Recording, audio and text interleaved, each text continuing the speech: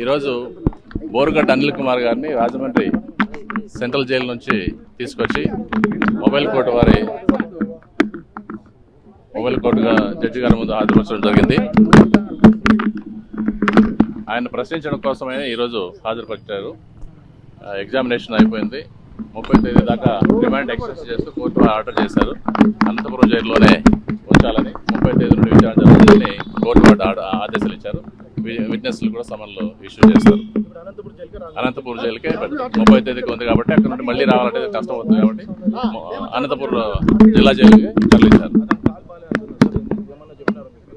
ఆయన చెప్పే పరిస్థితి కూడా లేకుండా వాళ్ళు పోలీసులు చాలా హడావిడి చేస్తున్నారు.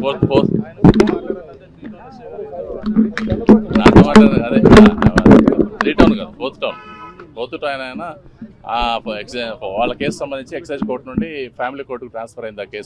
ఆ కేసు నంబర్ అయింది. 25 తేదీకి వాయిదా ఉందని ఆయన చెప్పబోయాడు. కానీ ఇక్కడ ఆయన చెప్పడానికి లేదని మళ్ళీ వీళ్ళ పీపీని తీసుకొచ్చి పీపీ గారితో తెలియజేశారు.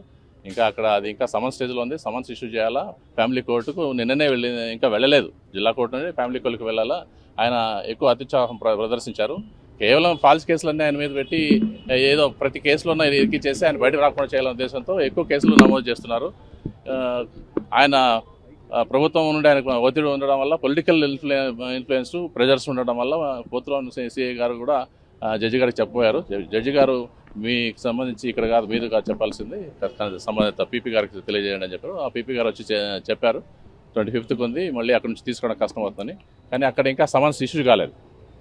ప్రొసీజర్ ప్రకారం ఆ కోర్టు, ఫ్యామిలీ కోర్టు మళ్ళీ సమన్స్ ఇష్యూ చేయాలి, మా కోర్టులో హాజరుపరచండి అని. కానీ అది ఇష్యూ కాలేదు. ఈ కోర్టు విచారణకు ఉంది కాబట్టి, మొబైల్ కోర్టు విచారణకు ఉంది కాబట్టి 30 తేదీ దగ్గరే ఉంది కాబట్టి అనంతపూర్లోనే పెట్టాలని ఆయన జడ్జి గారు ఆదేశించారు.